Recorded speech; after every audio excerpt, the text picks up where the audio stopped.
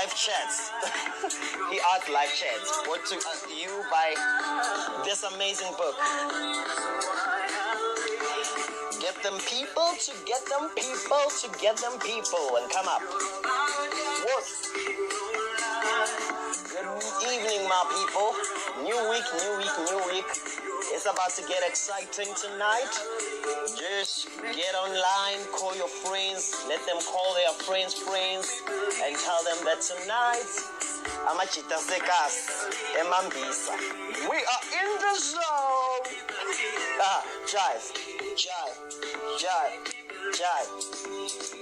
It's good.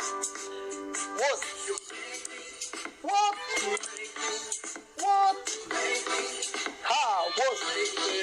Hey, wherever you are, get some babuchi uya dance, alright?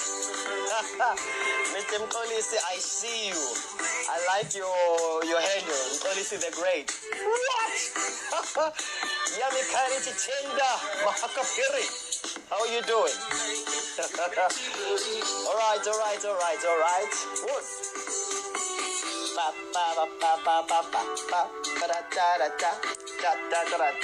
I love the song, y'all. But we're going to cut the song and just get going because we have a lot to discuss today. Timbane, it's good to see you. I wish I will have a corner Timbane. Abayenzo's joiner as we go. I'm going to get my brother on right now. Senses into Zenze.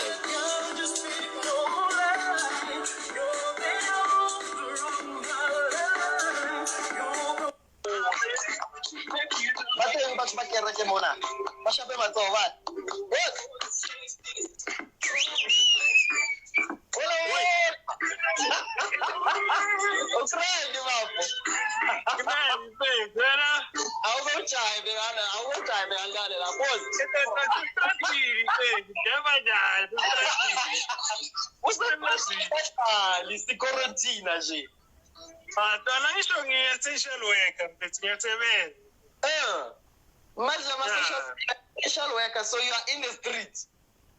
I'm in the street helping the people.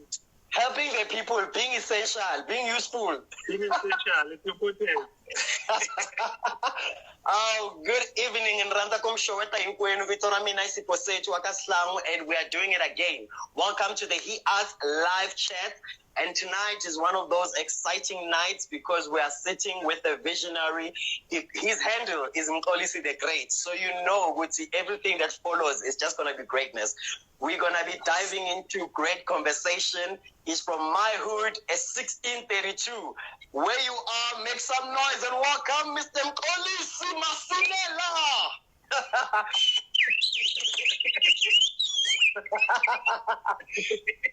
God, otherwise, grand. Grand, it's grand. Grand, kakhulu. Because it's been a while. Ikuphethe njani i-COVID? Ikuphethe njani i-social distancing? It's been hard. Let's keep things. But I'm sure we've got to do what we must do to stay safe in China. Exactly. Yeah, So, all right, so let's check in quickly, and then that you will introduce yourself. So one of the things that I like to do with my students, my class team, is to just check with imudi imeganjani, you know, because we are used to when you're saying to somebody, "How are you?" Uvelati, "I'm fine." No matter it is the I'm fine, you know. And I was told the real feeling, so without telling us much, but telling us everything at the same time, what fruit, if you were a fruit tonight, at this very moment, what fruit would you be? What fruit would describe your being, your mood, your state of mind, and why that fruit? It's a complicated fruit.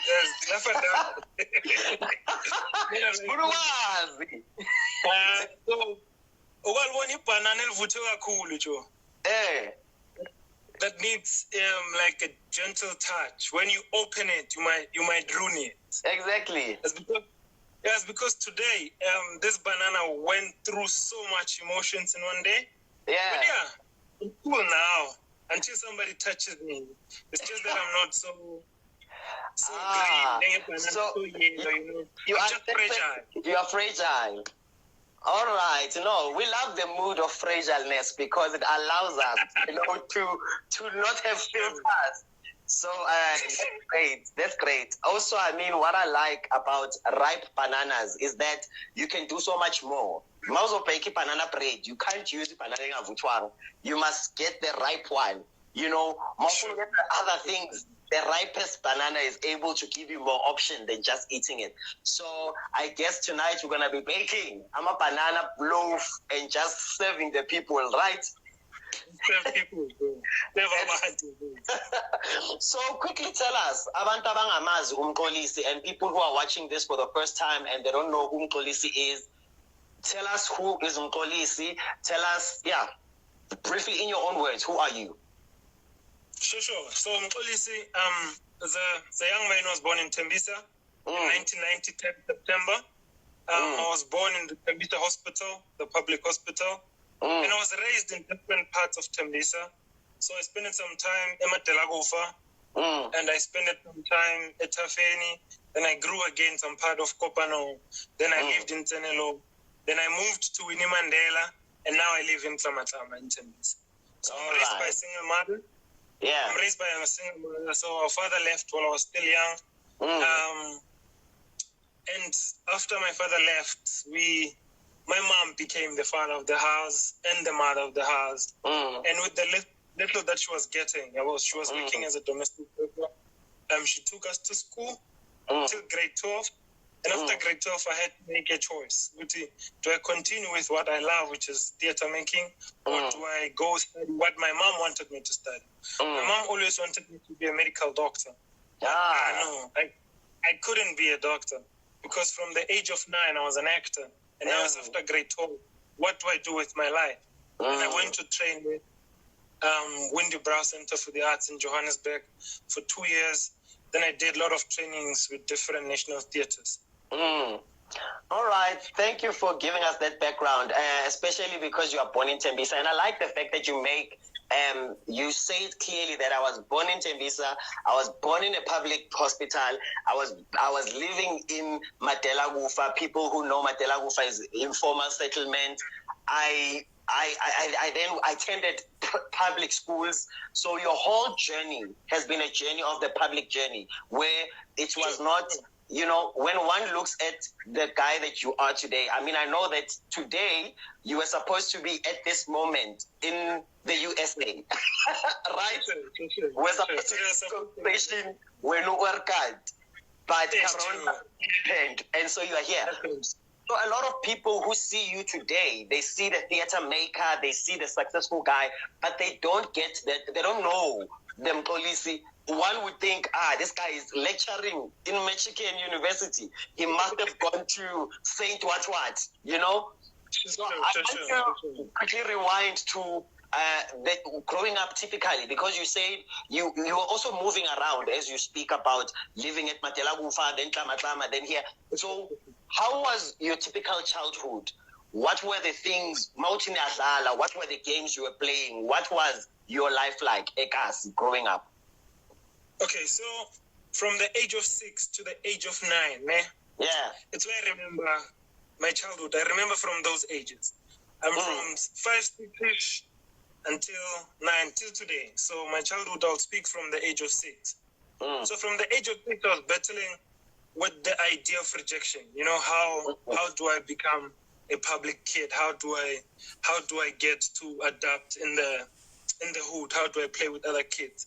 And I did not find that fascinating until I was 8. When I was 8, I started ukudlala nabucheri because I felt more of a female than a male. Not to say I'm gay, no, I'm straight. Yeah. And I don't have a problem with gay. But when I grew up, I found it easier to be with females than to be with male. Yeah. So when I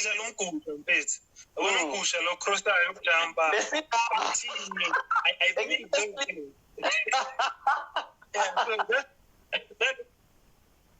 that is what I was playing.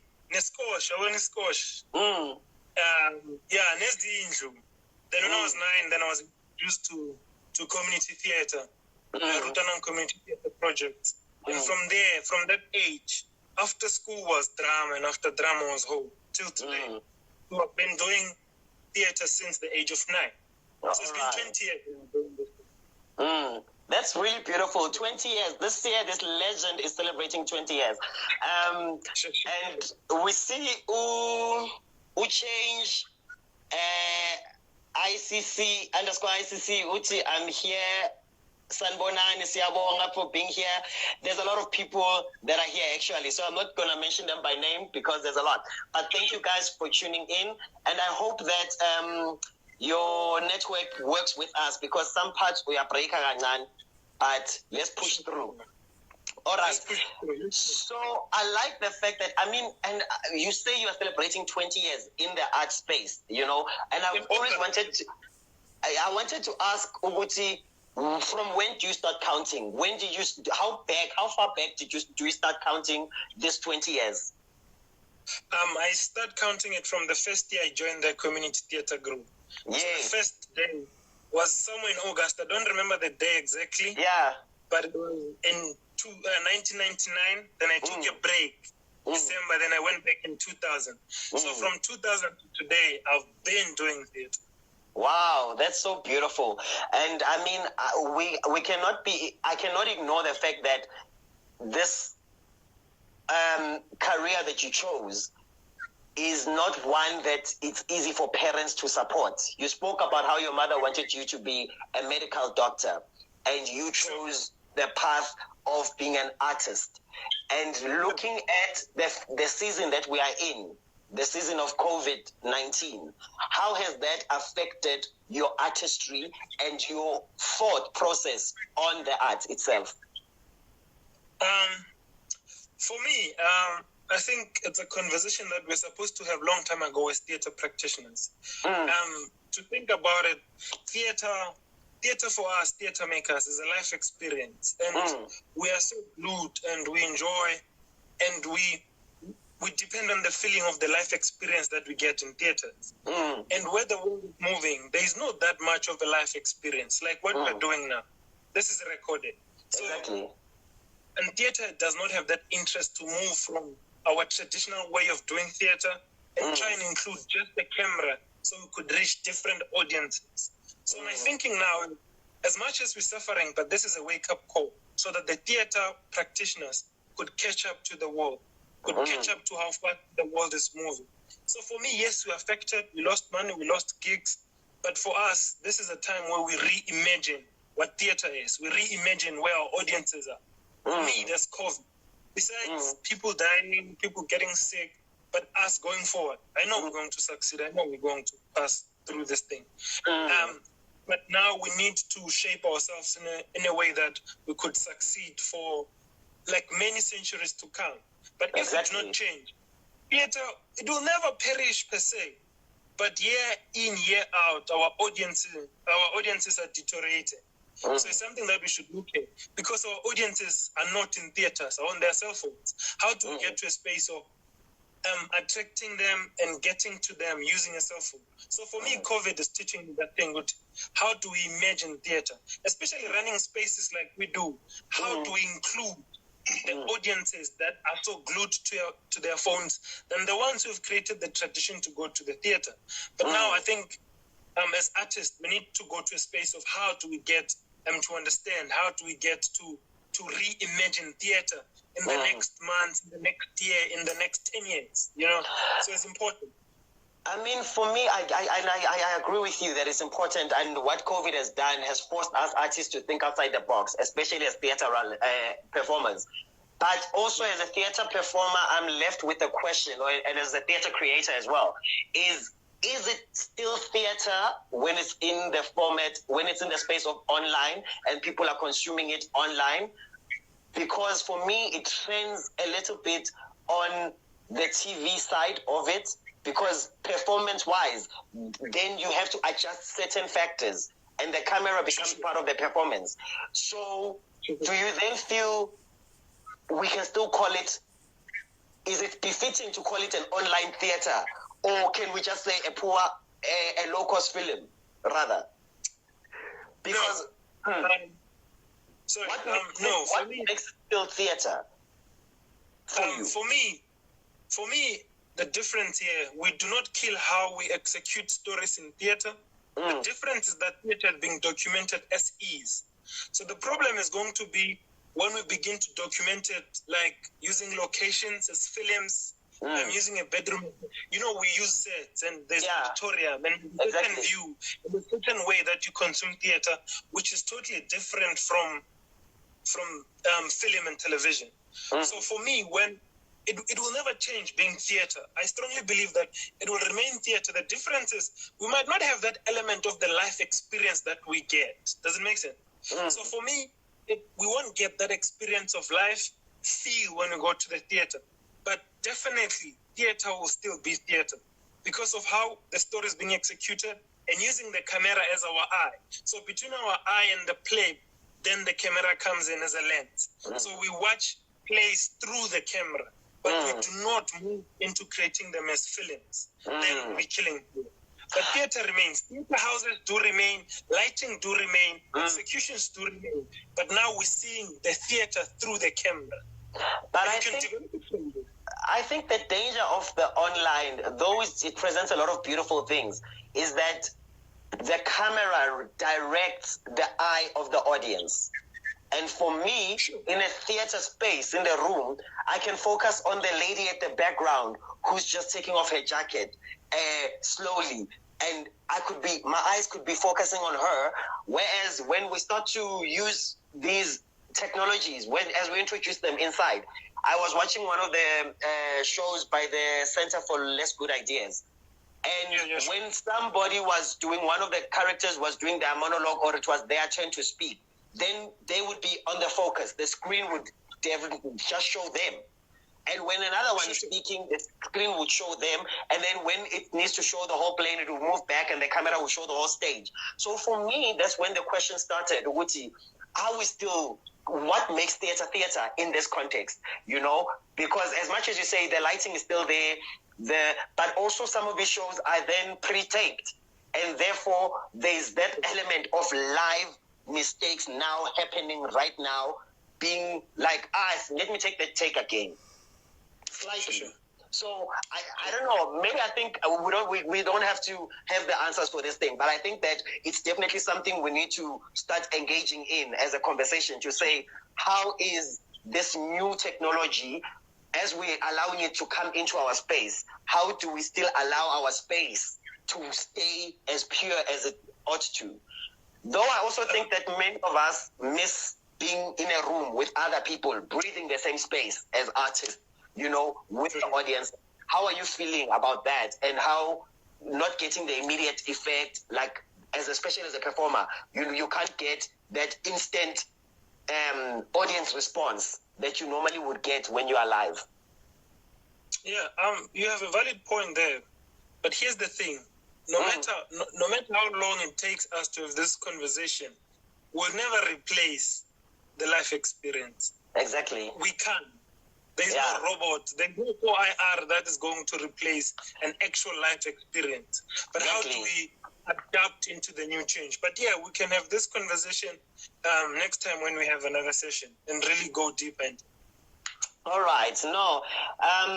Earlier this year, you and I were planning on doing a competition called Iziveze. And it was going to be a platform to showcase local talent, and for talent to have a space, not just as a talent show, because we know I'm a talent show, but this was going to be an institution where we workshop them, we prepare them for the industry, and also we cook this artistry, because a lot of people are used to just saying, I've practiced once, now I'm fine, let me go showcase.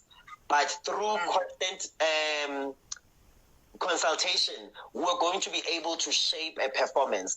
Now, having this experience did not happen, of course. What would you say to people that might be watching this and course, there could be possible partners, could be possible people who say, you know what, I believe in that. How would you invite people, and why do you think that platform was necessary to have? So I'll start by saying Ziveza would come in the near future, whether digital or live, it will come back. Definitely. Yeah. Definitely. It's going to come back. And this COVID-19 came in a way that nobody was expecting it to hit us this way. So no one was prepared. Exactly. So also in this position, we're trying to position ourselves with how then do we move on and do we adapt into the new order? So so the platform for me is important. There are a lot of people in their lifetime, they don't realize their purpose. They die without realizing their gifts. They die without knowing why they were born in the first place. But this platform, it was a platform for you to discover.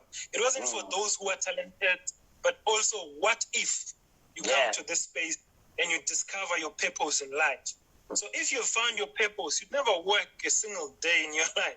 If you find your gift, you'd never work a single day in your life, but your bills would be paid and you'll travel the world. So this space is also for those who are also trying to find themselves. And two, it was going to create a break, which it will in the near future. Because we work so hard. Some of the artists, they perform so hard in the townships. They do amazing songs in the township. They do dance, they do acting, they do a lot of beautiful talent in the township. But they never taste glory. They never taste success in their lifetime. So this platform was a platform for us to create a certain level that can elevate them to a space where they could be easily seen and easily accessed. So that's why that space was really important. And that's why we should continue creating that space. All right. Xwell says here, or I don't know if I'm pronouncing your name right. He says, I think that the camera can be an extra eye. With that being said, online theater experience won't be the same as live theater performance, but we need to adapt to the fourth industrial revolution. Definitely. That's very true. Absolutely. That's very true. All right, so let's move on to this book, this baby here. This is my book, and it's titled HE.ARTS. To everyone that's watching, you can get the electronic version on Amazon right now. Other than that, after the lockdown, you can try to get a hard copy from me through my inbox. I want to read something. I'm going to read something here. It's going to dive us into something that you said previously. This was not going to be part of my conversation with you today, but since you took us there, I think it's important to start here. Uti, it's page 43, and it's titled A Son's Cry. It's a short story. I'll only read one paragraph. It says, where do great men run to when the going gets tough? This was one question I kept asking myself when I saw my father on his deathbed. The room was empty and so quiet you could hear the silent cry. It was as though the walls were caving in on me and no one was there to help me out. The house that was once filled with loud voices of big-bellied men wearing tight suits that all seemed too small for them was now empty. They were nowhere to be seen. They called themselves his friends, but today, not even one of them can be reached or stops by to see him. I look at the bed in which my father is now lying helplessly, like a little boy. Doctors have given up on him and have sent him back home to spend his last days with his family.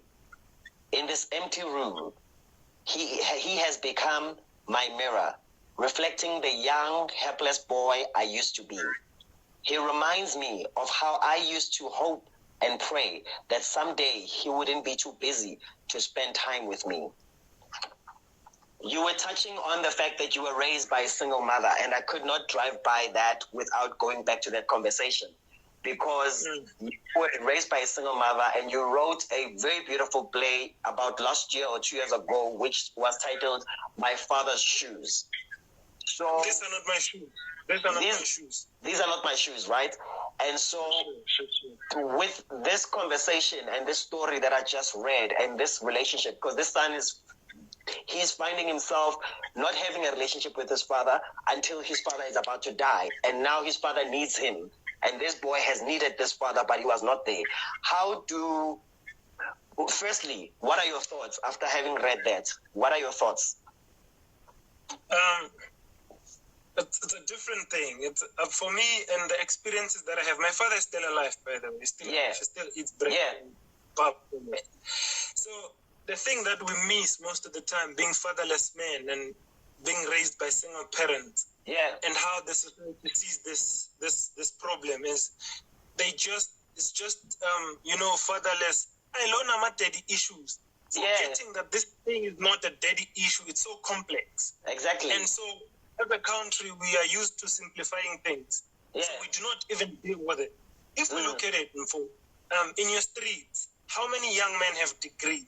How many young men have diplomas? How many young men have grade 12? How many families have fathers today?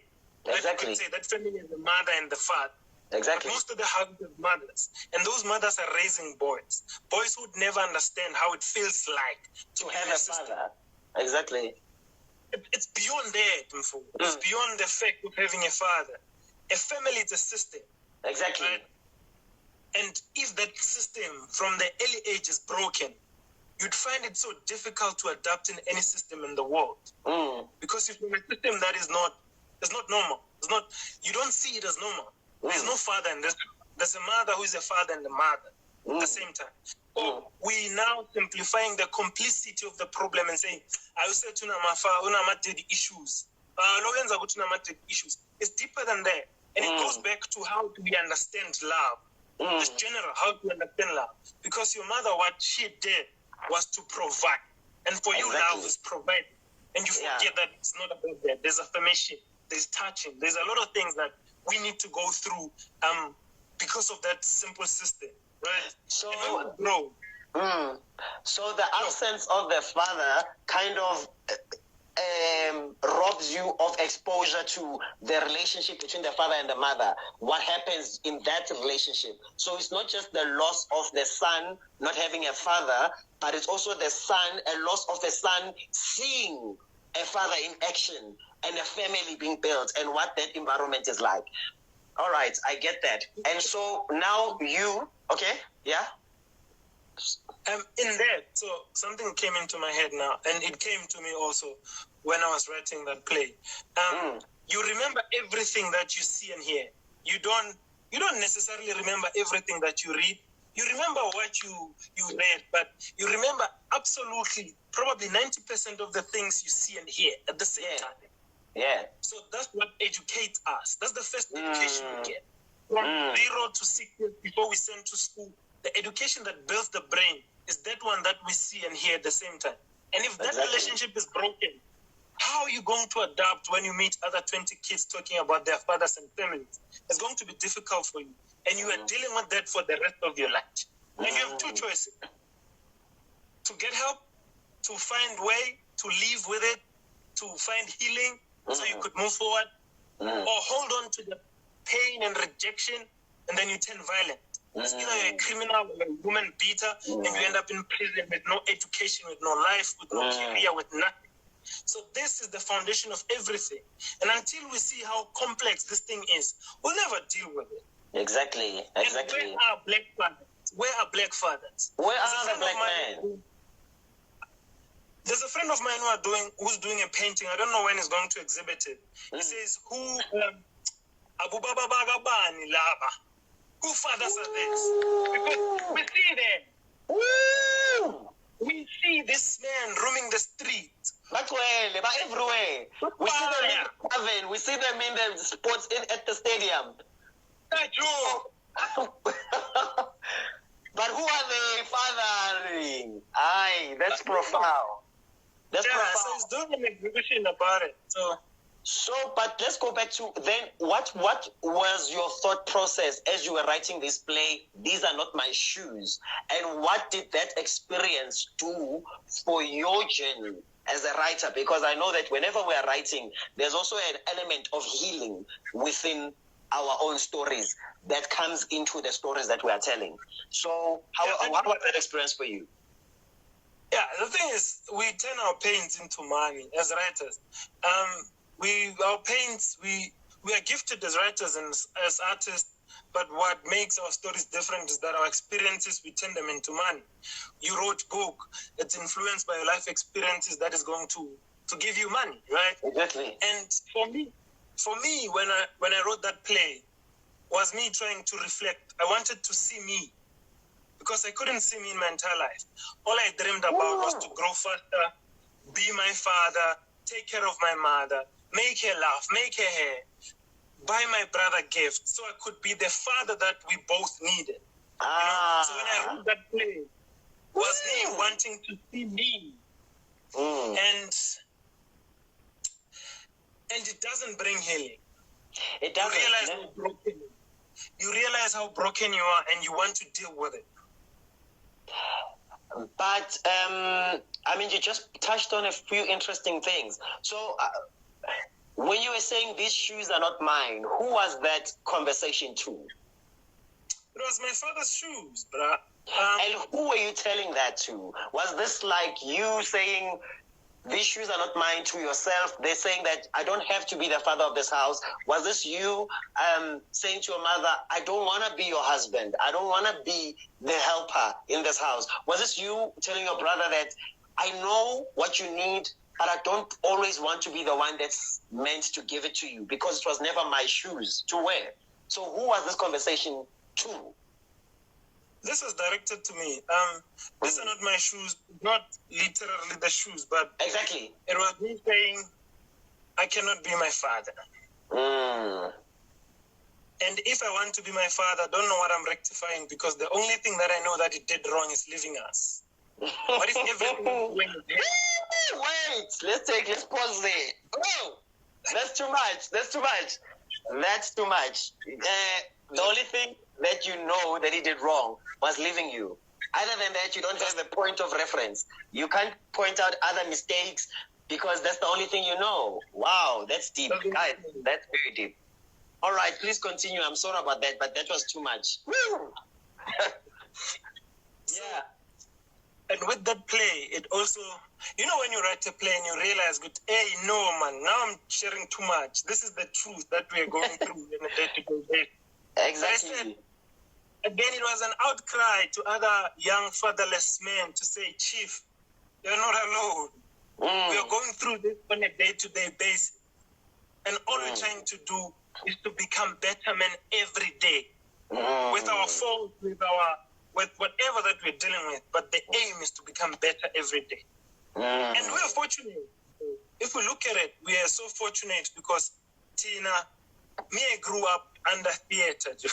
Exactly. And imagine a young man who's going through the same situation I went through, but there's no medium that can help them process or live their lives.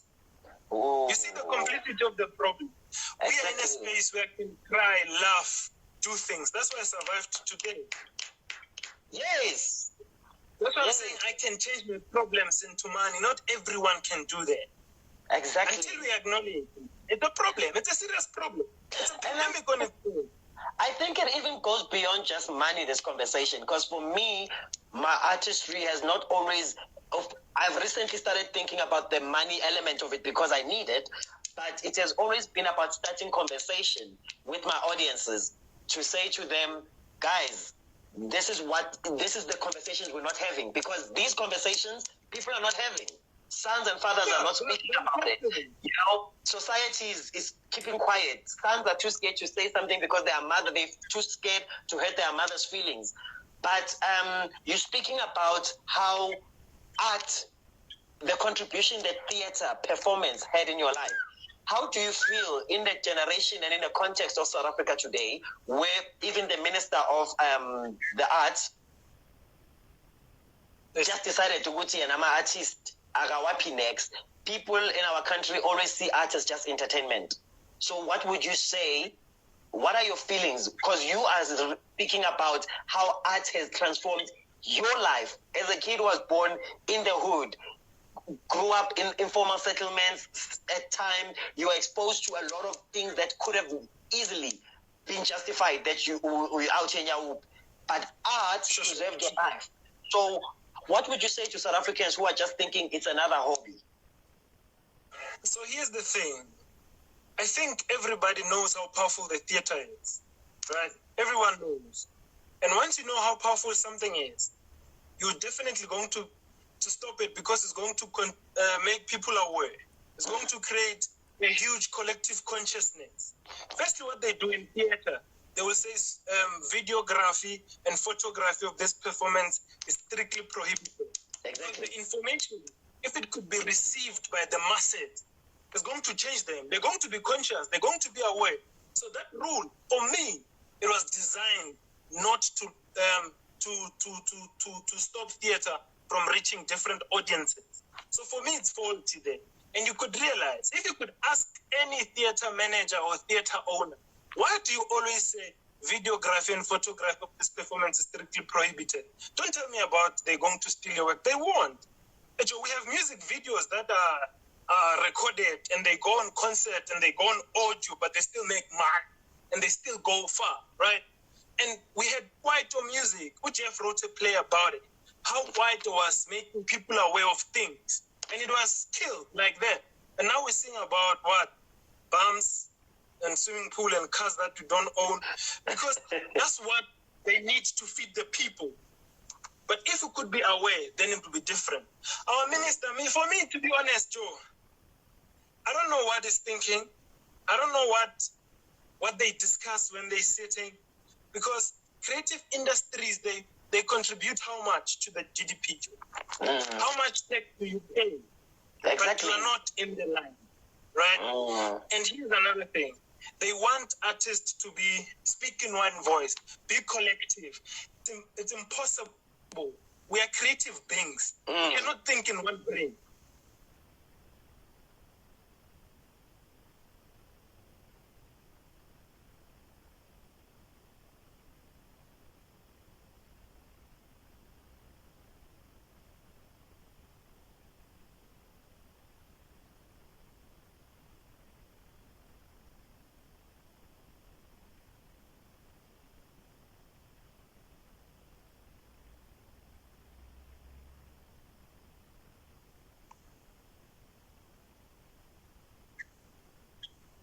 For a while.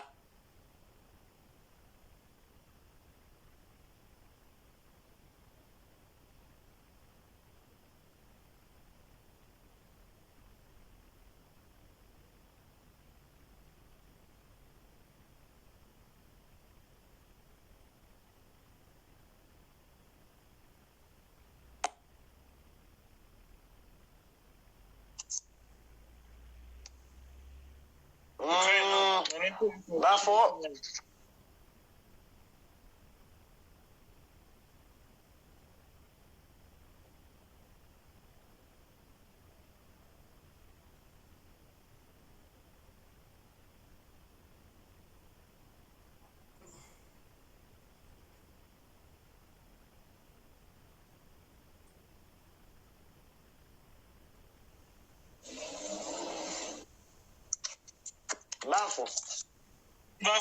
let me log it off and then we'll your foot.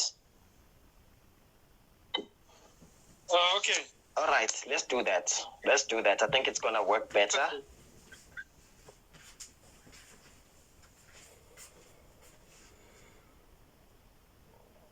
Okay.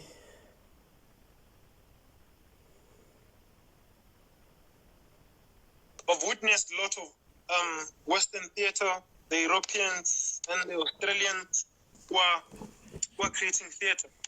And the difference is how I feel when I watch. I'm not saying there's something bad. Don't want to lose my gigs because of this. No, we love your theater, international people. We love it, but we also know it. I know they are so good. I know Lanto. Yeah. So when I witness us on stage, it's like, hey, young move, right there, young move. Yeah.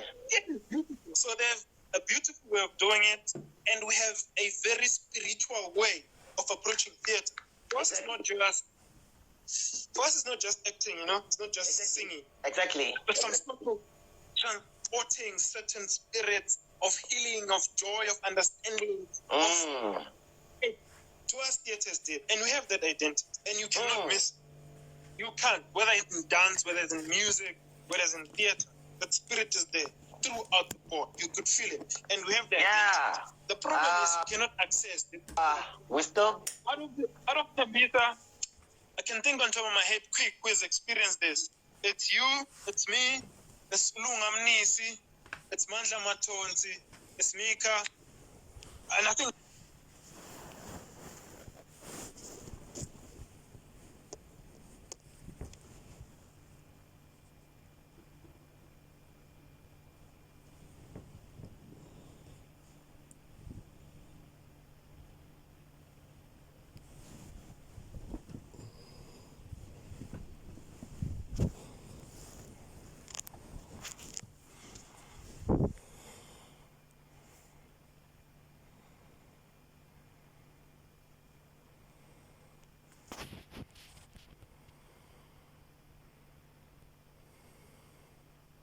is our language, and what can we do to package our language better?